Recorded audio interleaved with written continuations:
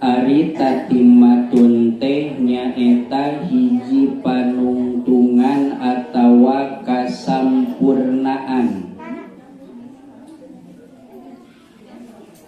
Berarti ieu kitab teh tereh sampurna, tereh tungtung, tereh tamat, tereh numpang.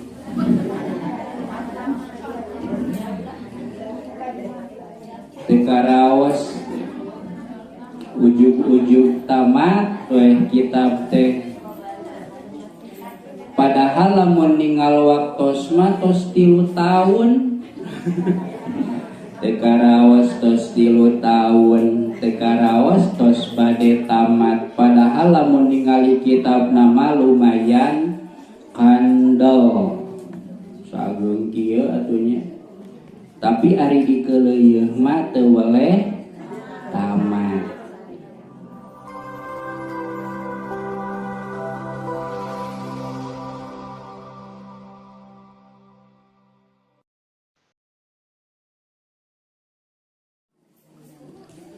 Assalamualaikum warahmatullahi wabarakatuh.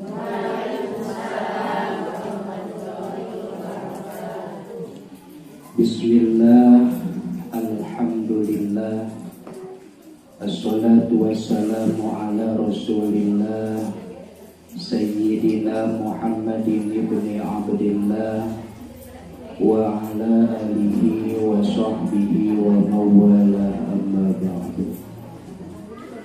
Puji sinaran syukur kagungan Allah subhanahu wa ta'ala, rahmat sinaran salam mugia sapapawasna dilimpah curahkeun ka junjungan alam nyatana habibana wa nabiyana Kangjeng Nabi Muhammad sallallahu alaihi wasallam. Tilap ka kulawargina para sahabatna tabi'in atba'ut tabi'in, bahkan dugi ka umatna dugi ka yaumul jaza. Mudah-mudahan ngingkeun syafaat anjeunna, amin ya rabbal alamin. Tibayun sejang ngaturkeun nuhun ka pengatur waktu pangjajah acara anu parantos masihan waktos kangge ngalajengkeun hancadresan fantasawuf anu dicandak tina kitab Kifayatul Atqiya atanapi Hidayatul Atqiya. Namung sateacana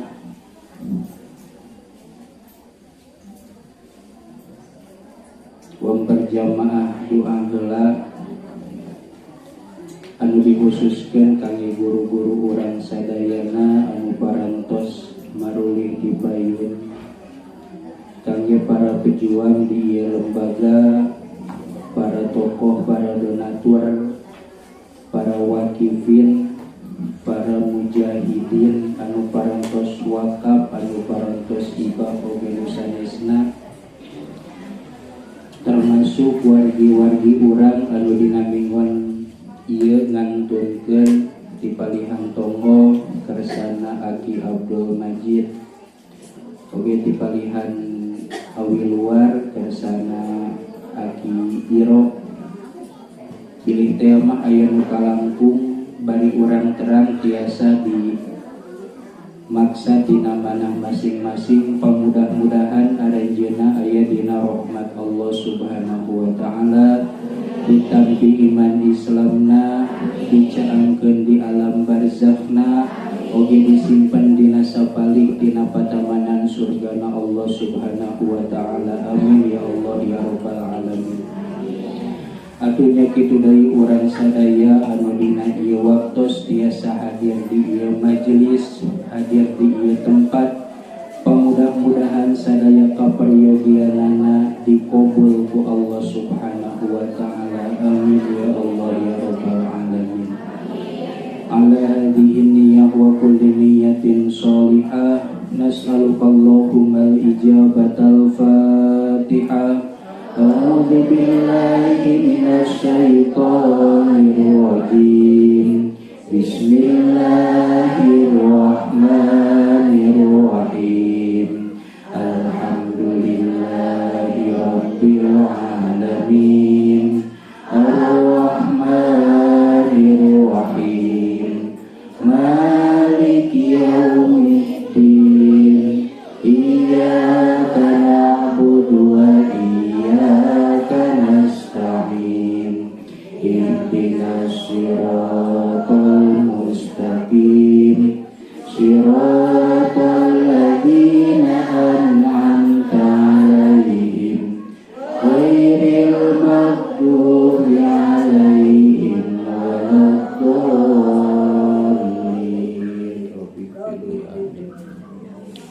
Allahumma ij'alhu wasil wa taqabbal minka bima qara'na ila jami'i arwahil mazkurina wal maqsudina amin ya rabbal alamin.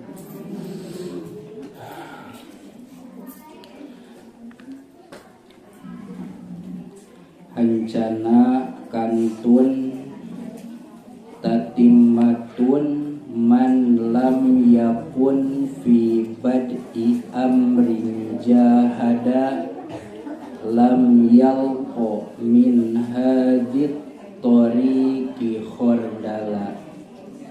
Ayah hancana bu nanti luan ayana ya nggak bil barkah.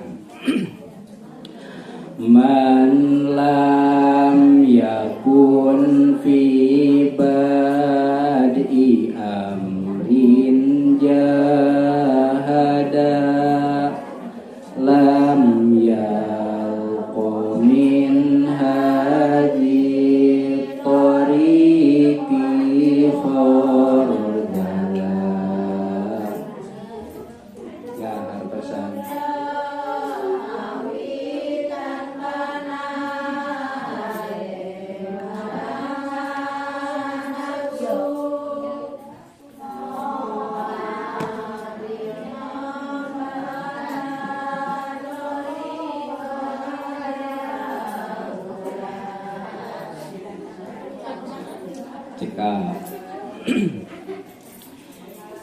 Bismillahirrahmanirrahim.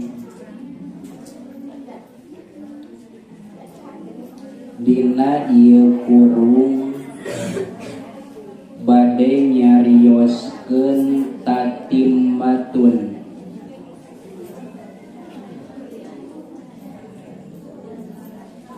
Teu acara stabil. Ari tatimmatun teh nyaeta hiji panungtungan atawa kasampurnaan. Berarti ieu kitab teh tereh sampurna, tereh tungtung, tereh tamat, tereh numpeng.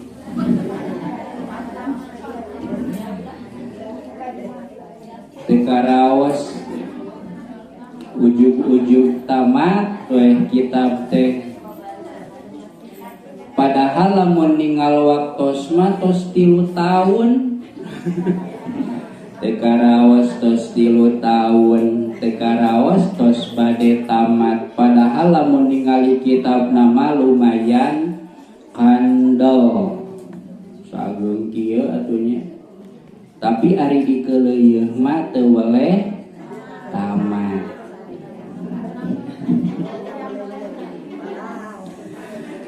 Keun atuh tamat-tamat. Santeuna nalika didakwa ku Allah, didakwa ku malaikat, urang gaduh waleran. Dina salahna lampah urang oge, da urang tos pernah ngaos ilmu tasawuf. Jadi teu doraka dina palebah tos ngaos nama. Benten sarung anu teu ngaos sama sakali. Nya doraka ku teu ngaosna, nya doraka ku teu ngamalkeun da teu terang pedah teu ngaos. Mun paleuheung-leuheung mah leuheung. Tos lebat nya sanajan panungtungan da aya sababaraha lamar deui nya. Moal beres sakali 2 kali panungtungan teh. Kajaba lamun dibaca wungkul eta mah beres 5 menit ge. Tatimmatun ari ieu eta hiji panyampurna.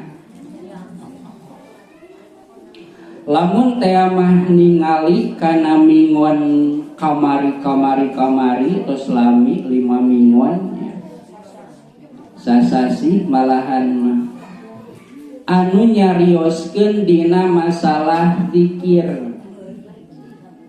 Urang makan rada naon rada teu biasa lamun nguping bahasa zikir. Padahal ari zikir teh bahasa Arab nu hartina inget. Osok urang inget ka sawah. Nah eta teh keur zikir ngan zikirna kana sawah. Osok inget kana pabinihan. So berarti urang teh keur zikir kana pabinihan. Osok urang inget ka tukang daging bisi erepen ke? Berarti urang teh keur zikir ngan zikirna kana naon? Jadi zikir teh lain berarti kata anu naon ngaranna teh anu sakral anu keramat sanes. Ari zikir teh bahasa Arab hartina inget. Setiap inget berarti urang teh keur zikir eta teh. Ayeuna maksud zikir di dieu zikir ka Allah. Ari zikir ka Allah mah inget ka Allah ngan kulantaran Allah mah teu kaduh rupa, teu kaduh jasad jiga urang. Inget ka Allah mah engke dipayun carana teh lakonan parentahanana jauhan laranganana. Harapalnya urang ge kulantaran tinakanya hoeta datang weh bet nu tadi naon ari bet teh atuh jajaran naldom nya ari bayetun maimah ari bet mah paragi nakol. Maksud bet bahasa Arab mah jajaran nu tadi diaos sanajan ngaosna rada-rada teu ngeunaheun nya biwang eusina we man lam yakun fi bad'i amrin jahada, bahwa dina kahirupan teh sagala perkara oge kudu aya mujahadah. Kudu aya naon cenah? Mujahadah. Naon ari mujahadah teh? Perang. Naon maksud perang teh? Paberat-berat besi muncul bahasa kolot mah uang praktekeun ya ka urang sarerea. Urang ge kan osok perang teh, osok paberat-berat besi teh, osok nimang-nimang teh antara kanyaho jeung kadaek, antara katerang ari kadaek lemesna naon tuh? Hararese bakat kingkutaranya kadaek bahasa lemesna naon? Kakersa. Kersaan daekan kakersa artinya kadaek we. Urang ge kan sok nimang-nimang paberat-berat besi istilahna teh antara kahayang jeung kadaek. Contoh poe Jumaah we keur di imah teh urang teh apalnya boga kahayang-hayang mah ngagoler, tapi ieu teh lamun ningali kana pengetahuan urang alus ngagoler atawa alus ngaji ka madrasah. Urang teh apal nu mana nu alus ye? Ngaji ka madrasah. Tapi antara kahayang kanyaho jeung kadaek teh terkadang kadaekna sok eleh. Eta kadaek teh anu sok eleh ku kahayang, kahayang kudu diperangan ngaranna mujahadah. Jadi nu aya di dieu teh ieu teh geus ladang mujahadah. Dajaran aya jalma anu ti peuting mula aduh hayang geuwat-geuwat poe isuk ieu teh naon kitu ceuk teu kuat hayang ka madrasah. Jarang eta teh kajaba teu kuat hayang ka madrasah rek naon eta peda sok aya tukang ceker eta mah lain ceritanya. Naon sababna ka madrasah teh dihitung berat? Ladang perang, ladang mujahadah antara kanyaho jeung kadaek. Nyaho ka madrasah teh alus cantang tu daek. Perang eleh we katepurun teh daek indit ka madrasah menang tak kanyaho. Geus datang ka madrasah teh sugan teh beres, da kudu perang deui. Ceuk kanyaho teh lamun keur di madrasah babanung kuping ceuk kanyaho alusna teh repeh tawa bari ngobrol. Ceuk kanyaho kumaha tah kira-kira? Repeh bari dangukeun. Tapi kadang perang eta teh kadang menang, kadang eleh. Lamun repeh berarti kanyaho na menang, lamun teh mah teu repeh alias ngobrol berarti kanyaho na eleh ku nafsu. Berarti didinya dina level 2 mun di levelan mah eleh kanyaho urang teh eleh ku nafsu. Cukup nepi ka dinya perang teh henteu. Geus repeh teh ieu teh mending ngupingkeun atawa mending ningalian scroll ya. Jadi mau sinyal nya. Naon welah malaweung nu sejen perang deui di dinya teh. Eleh nu sejen teh ngupingkeun, keur ngupingkeun teh dan ngupingkeunana henteu fokus, datang godaan naon? Tunduh perang deui wae di dinya teh. Terus sacan beres mah samemeh beres mah urang teh terus dipaksa perang. Eta perang nu eta ngaranna mujahadah, perang ya. Jadi perang teh sanes berarti naon? Mamawa pedang atawa mamawa bedil.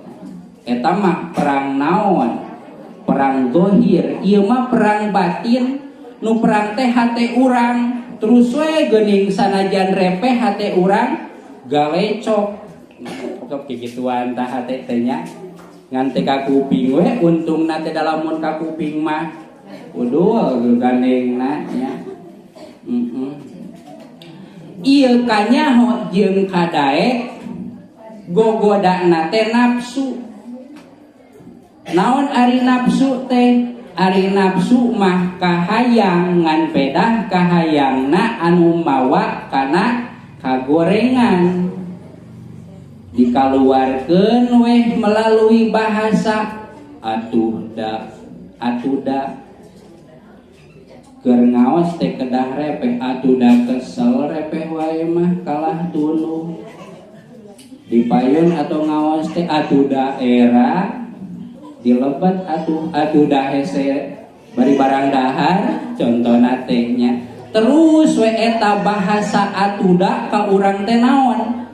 Napel nyieun pembelaan seolah-olah nu dilakukeun ku urang teh bener, padahal ceuk urang sorangan ge kitu teh salah. Geuning sok urang malamun mun ngobrolnya si A ngobrol jeung si B terus patempas-tempas geus rada eleh lawan ku ieu, geus rada eleh lawan ku ieu. Nya biasana mah di kalangan ibu-ibu mah nu sok silih lawanan teh nalika pamiskin-miskin geuningnya. Urang mah tadi dahar nganjing ceplok enau. Leuheung. Leuheung cenah ai ibu ka ibu teh nyebutna sok naon sok maneh sok ece. Ibi leuheung ibi mah jeung ceplok enau komo abi mah jeung cipe. Cek nu hiji deui leuheung terus we pakomo-komo pamiskin-miskin padahal duanana di imahna sagala aya eta teh. Duit teu kakurangan, imah lega nya, harta boga, beas oge loba. Tapi sok pakomo-komo sok pantes nih nya ka kupingna teh. Leuheung ibi mah komo urang mah nya. Pamiskin-miskin keun teu naon eta mah nya. da sanajan pakomo-komo ge nya da katingali ieu nya komo aringan sakampung mah si eta mah cenah dahar we sambal cenah ari baju cenah mani alus wah kangkaj sok diomongkeun keun eta mah masalah naon masalah ibu-ibu ngan dina pada naonna dina pada urang teh sok diterpa ku mujahadah dipaksa perang nepi ka ayeuna komo ayeuna mangkaning hareudangnya nepi ka ngalalucur kieu aya kipas da beku eta teh keun atuh wang terehkeun karunya tos kikiplik tuh di man lam yakun fi bad'i amrin jahada jalma anu teu maksakeun kana merangan hawa nafsu lam yalqa min hadit tariqi khordala maka eta jalma teh dipastikeun bakal gagal dina naonna lamun ngaji gagal dina ngajina lamun salat gagal dina salatna lamun usaha gagal dina usahana da anu sok digoda teh lain ngaji unggul termasuk naon salat ge sok digoda gawe ge sok digoda ti imah marek ngoret maksud mah ari geus ka kebon teh kalah diuk di saung muka HP mending nonton TikTok lohor we teh karasanya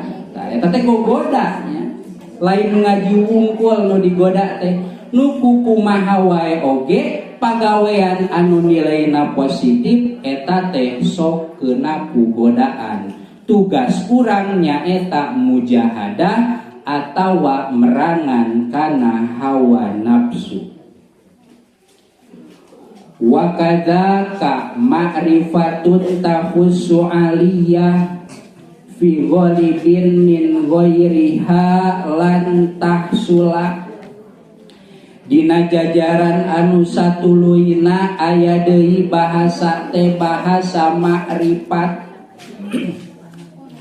urang makan sok reuas lamun nguping bahasa ma'rifat cik ari ma'rifat naon urang geus ma'rifat can euy pasti ngajawabna teh teuing euy can meureun urang mah da ma'rifat mah biasana ge para wali nya padahal ari ma'rifat teh ma'rifatun nganyahokeun ya urang apal bentuk hawu urang di imah ma'rifat kana naon kana hawu urang apal batas sawah urang di Batu Karut apal ma'rifat kana batas sawah wa kadzaka saur dina matan ma'rifat ka Allah ge nya kitu deui ngan carana beda kumaha bedana teh ari ma'rifat ka Allah mah nganyahokeun Allah sifat-sifatna Allah kumaha nganyahokeun sifat-sifatna Allah teh nu zahir nu sok ditalar makan urang oge katalarnya da wajib ditalarna ge ti mimiti sifat wujud kidam dugi ka naon mutakaliman nya kitu deui lalawananana Adam hudus pana dugi ka abkama jika teh katalar doraka eta teh mun teh katalar teh lamun teh mah masih keneh bisa mikir ngan lamun geus pikun kakara dihampura pelajaran diniyah ya baheula geuning wujud kidam bako kahade eta teh lamun teh katalar teh doraka eta teh ngan doraka sote lamun teu diajar lamun teu dibaca nya sok arapalkeun deui nya ulah ayeuna iraha we geus bubar ti dieu nya ayeuna mah jadi lila nya Naon sababna urang teh kudu apal sifat-sifat Allah teh. Dare kumaha urang ngarasa jadi hamba lamun urang teu apal sifat Allah. Dasa kapeung mah urang teh sok nganaha-naha ka Allah teh. Nah hanya sawah urang ieu teh garing wae padahal caina diteang unggal poe. Nah hanya kapol urang beak wae buahna teh padahal mah geus make pepecing sakurilingna contohna nyingsinan monyet. Nah hanya nganaha-naha ka Allah padahal Allah teh sapalih asmana aya ya Qahar. Sok diawas nih kurang ge ya jab nanti lah anu aya ya Qaharan tadi nih jadi poho deui lagamna ya Qahar. Ari Qahar teh Allah anu maha maksa. Ya Qadir Allah anu kawasa. Allah anu ngeresakeun sakersana. Nah hanya Allah teh nya kumaha Allah we eta mah teu beda we jiga urang kahayamnya lamun dilogikakeun ari ka Allah mah teu tiasa dilogikakeun. Urang boga hayam sok diparaban da hayamna nu saha urang aya we hayam batur datang sok diparaban tara digebahnya cek hayam teh contoh cek hayam nu digebah. Nah hanya urang padahal sarua hayam tapi digebahan wae. Nah, cik jawaban urang sebagai jalma kumaha?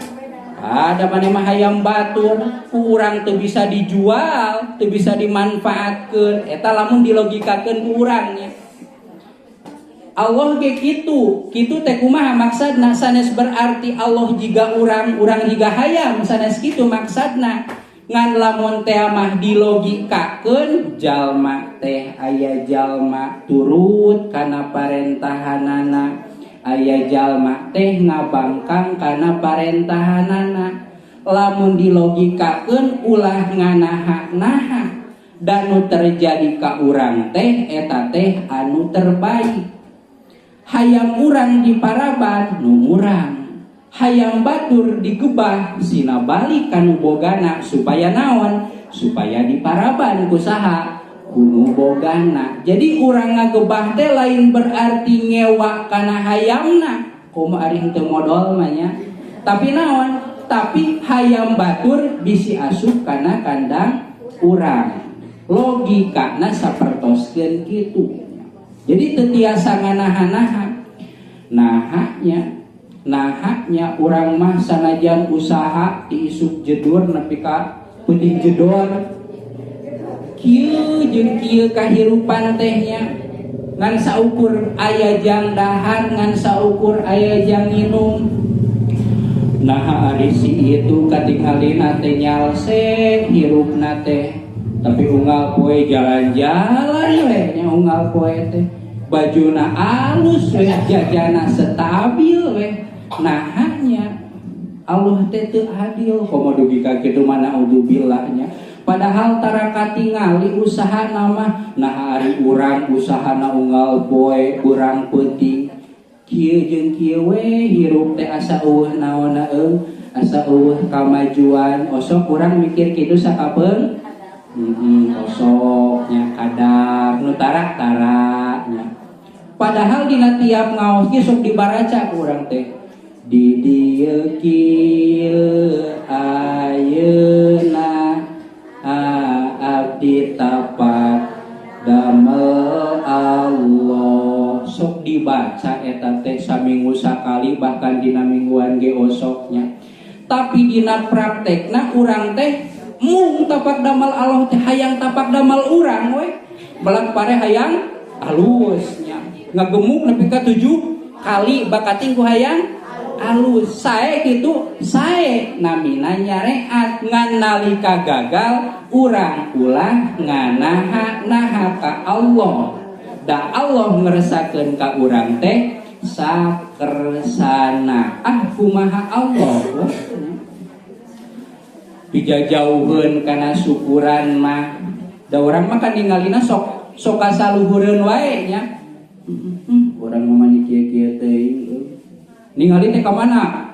Ka luhur. Ari nu kahandap mah teu katingali padahal mah lamun ningalina kasahaneupun mah bakal kieu alhamdulillah geuning urang mah dahar bisa keneh unggal poe bari jeung deungeuna sakapeung masuk nyesa Gusti teuing ningali bi anu mah dahar ge kadang mah susah gitu ningali senal ge capitna berun sabelah ningali baju sarungna merengkel alhamdulillah urang mah lamun ningali kahanap tapi kan jarang eta teh nya dina sawah alhamdulillah butut-butut ge urang mah bisa panen si anu mah teu boga sawah-sawah acan lamun teu gacong mah bieu bogaeun pare oge kan bakal kitu timbulna teh alhamdulillah urang mah boga motor butut-butut wae mah si anu mah teu boga sepeda acan ari urang mah kan dasar motor butut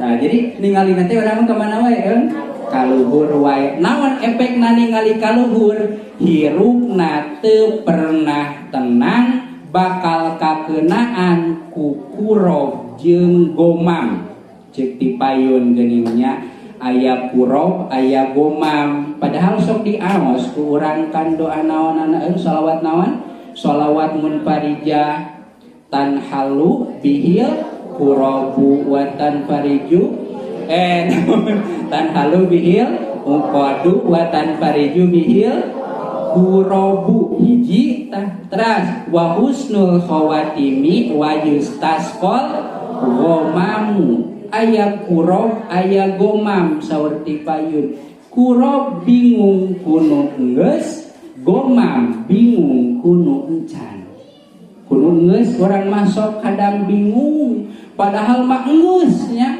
terjadina teh geus cenah pamotong kamari sawah teh kuwereng contona nya inget we eta kana sawah kuwereng lamun teh mah pemotong kamar itu kuburan mah aya teh urang teh boga naon boga pare makaning biasana masuk menang 8 kintal kari-kari gara-gara urang aya namangan menang 2,5 karung ingat we nepi kakeun bingung eta teh ngaranna kuro bingung kuno geus atawa bingung kuno encan isuknya minggu isuk rek ngahadiran naon ieu rek ngahadiran kawinan hari ayeuna can boga baju ieu teh padahal baju mah loba na lomari teh nya can boga anu can dipake we gitu kumaha teh ieu teh coba can boga baju make nu kamari mah da bisi make teh nu eta wae padahal mah kada sakali dipakena teh nya bingung kuno encan teh lamun kana baju atawa lamun ka kebon bingung ieu kebon teh can diurus geus lila bingung ieu sawah teh barala bingung jeung bingung we terusnya bingung kuno encan ngaranna teh naon gomam kunaon ayana kurob jeung gomam kabingung kuno geus jeung kuno encan gara-gara urang teu ngamalkeun kana lafaz di dieu kieu ayeuna abdi tapak damel Allah da urang mah hayang tapak damel abdi we tapak damal abi teh kumaha nu terjadi hoyong sesuai jeung kahoyong saha kahayang urang lamun aya kahayang anu sesuai jeung kahayang urang anu kacumponan adil Allah teh ngan lamun teh mah teu sesuai jeung kahayang rada teu adil ya Allah teh kan kadang mah kitu urang mah padahal alaihissallahu bi ahkamil hakimin da kata lalar urang ge lafaz nama ayat namanya Allah teh hakim nupang adil-adilna kudu syukuran urang teh ku dihirupan oge ku bisa naon bisa ngamekan oge bisa napas oge bisa ngicep oge bisa dahar oge bisa hitut oge nya eta teh syukuran nu kacida badagna batur mah aya nu teu bisa hitut geuning kudu ngaluarkeun sabaraha juta tah hayang bisa naon hayang bisa hitut teu bisa nyingsring kudu ngaluarkeun sabaraha ratus ribu supaya bisa naon bisa nyingsring urang mah hitut lancar di mana-mana wae ge aya hitut tut nya nikmat eta teh nya rada rasa leutik mah wajar dahar masih keneh ngeunah rasa masih keneh ngeunah da hakikatna urang nu ngarasa miskin lamun teh mah panon urang aya nu nawar ya sanaon samiliar dibikeun moal berarti hakikatna urang teh beunghar panon mahal, irung mahal, letah mahal, ginjal mahal, awak mahal.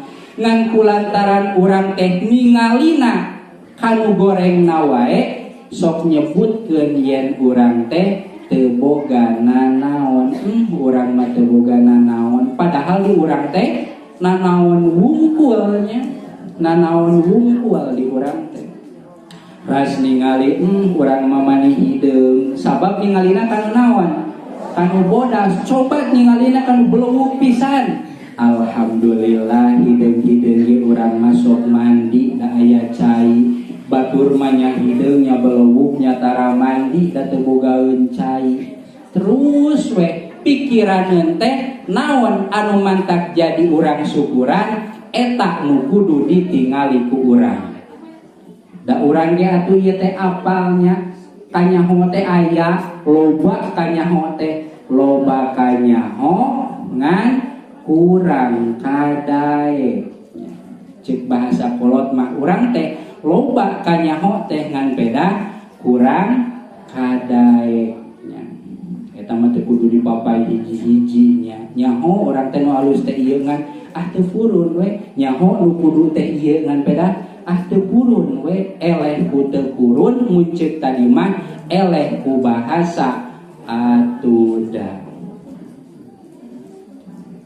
ieu atuda itu atuda atawa lamun teh mah keur pasea mah bongan we bahasa-bahasa nu saperti kitu kadang mah menghantui kana pikiran urang melalui nafsu. Ari nafsu teh naon kahayang di urang mah nafsu teh naon kakuhul amaknya padahal ari nafsu teh kahayang urang hese dahar meuli obat nafsu berarti nafsu teh naon supaya hayang kana dahareun teh piraku supaya keuheul kana dahareunnya jadi nafsu teh naon kahayang ngan di Sunda mah nafsu teh jadi kakeuheul keur lempang batur urang keur dieu katajo ge lempang teh atuh tong jeung nafsu kan sok terkadang kitu titik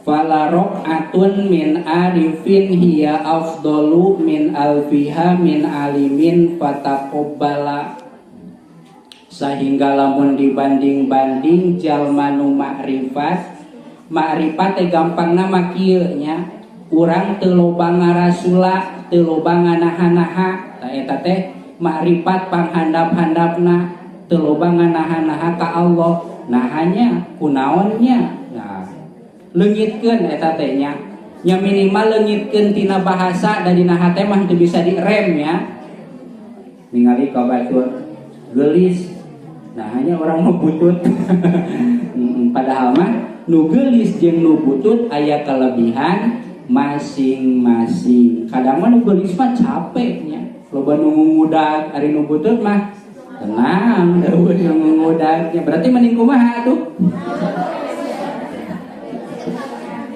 itu hirup mahnya aya min aya plus aya kekurangan aya kelebihan nu katinggalina ku urang jiga bunga belum tentu imahna badag mobilna halus bajuna hade belum tentunya jika nu dibayangkeun ku urang meureun senang hirupna teh belum tentu buat teuing leuwih susah daripada urang buat teuing leuwih capek daripada urang imah gede ngepelna lila meureun capek kan nya beda jeung imah leutik kudu dipel teu lah ngepel ge dikibringkeun ge jadi nya ningali batur wah boga mobil jigana ngeunaheun ka mana-mana ieu belum tentu ngeunaheun boga mobil makan kudu ngumbah kudu nyetoran ngaganti onderdil pedah teu apal we urang sabaraha hargana sakalian penyot gigirna oge nya ngaratus ribu coba mun teu bogana naon teu kudu pikirannya berarti tenang keneh nu beunghar, tenang nu miskin. Miskin, urang hayang beunghar hayang miskin.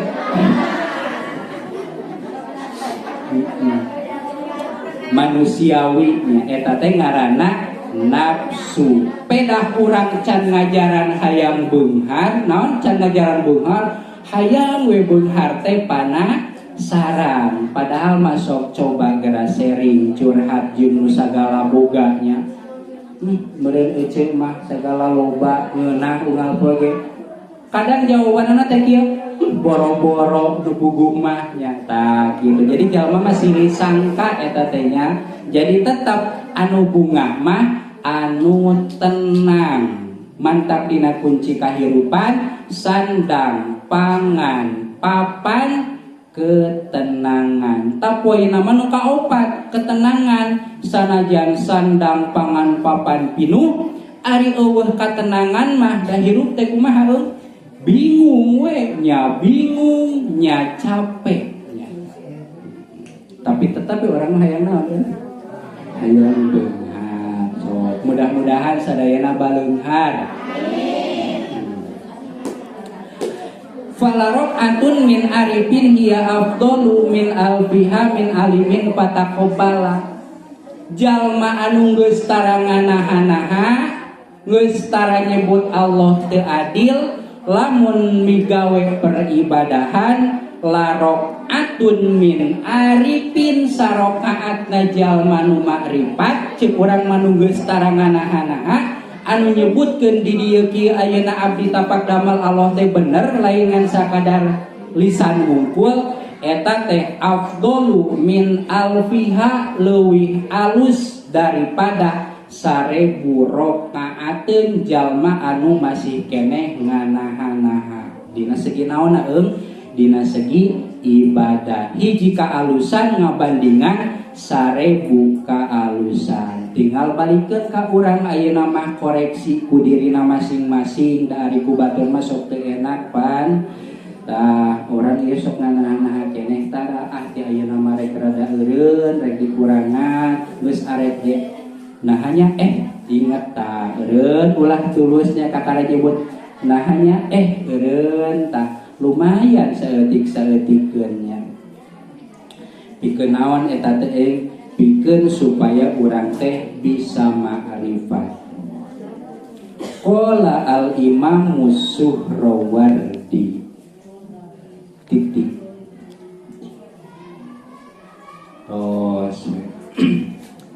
terakhir bilih tema aya pertarosan sampai bubar.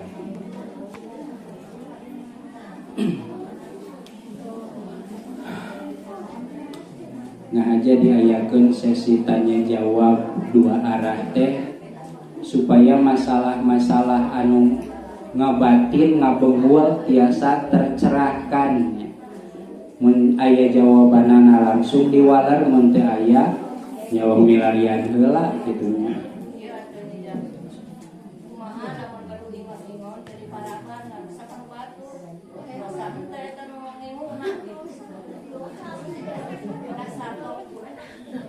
Inguan-inguan.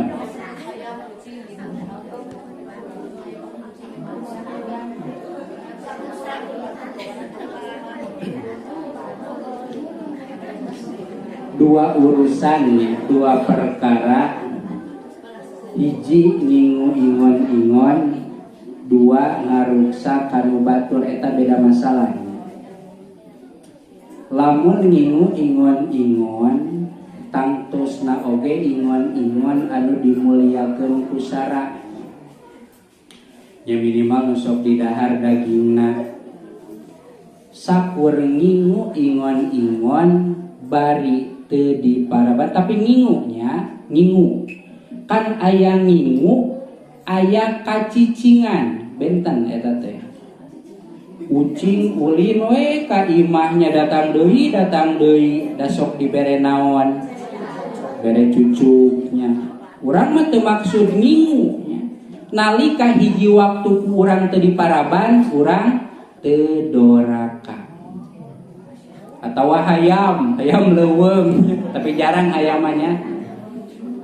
Ayeuna Lamun teh mah nu ngaran-ngaran ngingu berarti ngaran-ngaran ngingu teh ku urang dikandangan minimalna ngingu doma, nyieun kandang domba, ngingu hayam, nyieun kandang hayam, ya.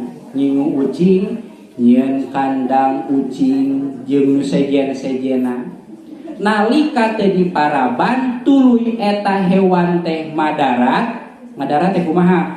Gering beh dieuna beh dituna maot, maka urang doraka.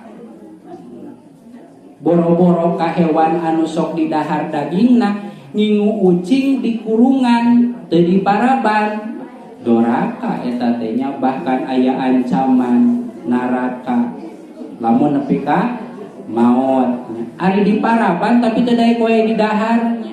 Cobaan lepaskeun ulah kieu diparaban teu daek didahar, antep we ulah buat teuing parabna henteu naoneun teresepeun nya. Da ucing ge akur hewan, akur sato, teu sakabeh ucing beukieu naon, beukieu cucu, beukieu lauk nya. Buat teuing ieu mah resepna teh naon?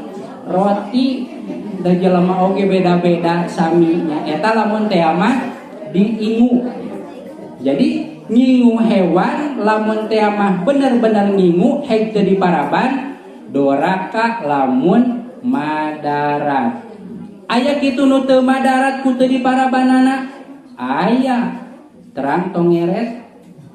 Terang teu? Urang ngingu tongeret teu diparaban ku urang, doraka teu? Tuh. Da parabna naon? Angin.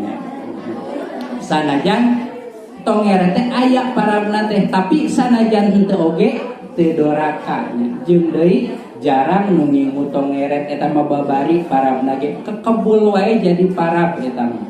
Nya maksudna poina naon? Lamun sakira-kira ku diinguna teh ngamadaratkeun doraka berarti nya. Ngan lamun teu ngamadaratkeun mah teu doraka. Eta masalah ngingu.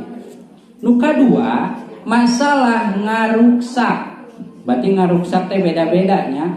Lamun hayam ngaruksak kana kebon, batur kana cengek, kana leuncak, kana terong. Nah, eta teh tergantungnya. Hiji naha kebon urang teh dipager teu? Teu. Atawa lain pager atuh bahasa poin di dieuna mah naon? Dilindungi gitu, tiasa ku pager, tiasa ku jaring. Tah, henteu nya.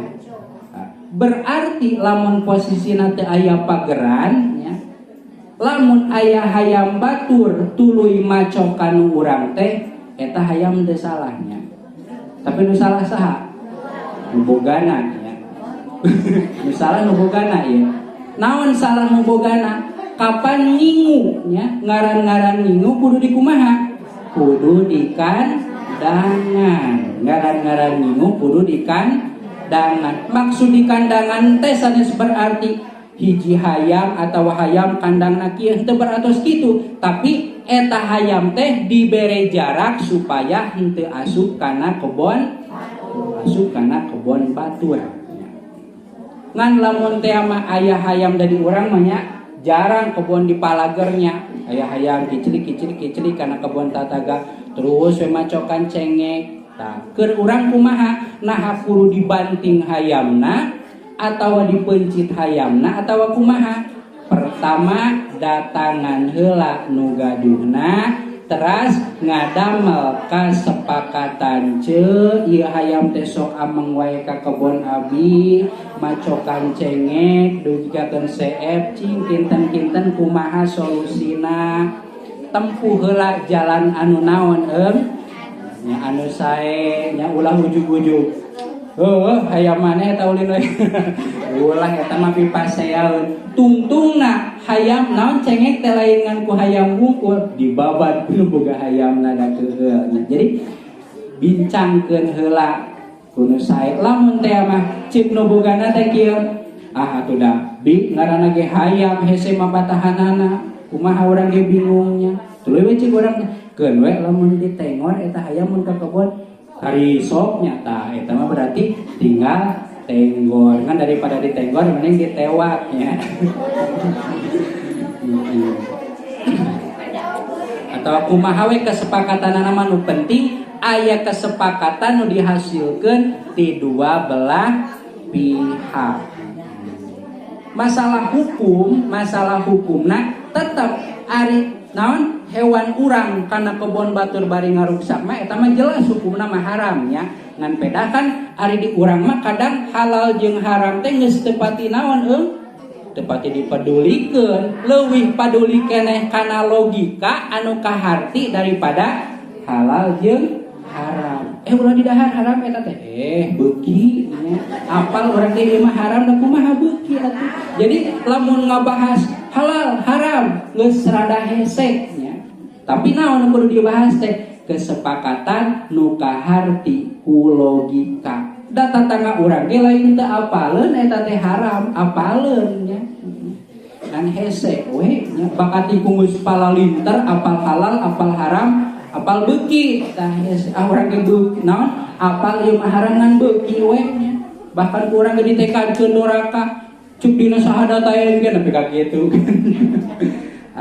Tajanten ulah naon ulah teuing mamekal halal jeung haramna ari nu kira-kira pinaoneun mah picekcokeun mah tapi ambil jalan tengah buat kesepakatan kinten-kinten kumaha ye sayeuna akan enakeun mun kitu mah ngan ari urang mah ulah sopan-sopan teuing da teu biasa nya disangkana nyungkun lamun sopan ceuk punten kalau disangka nyungkun bener mun ngobrol kitu teh biasa we ngobrol biasa ngobrol urang Cikamuni cekap aya keneh jam 10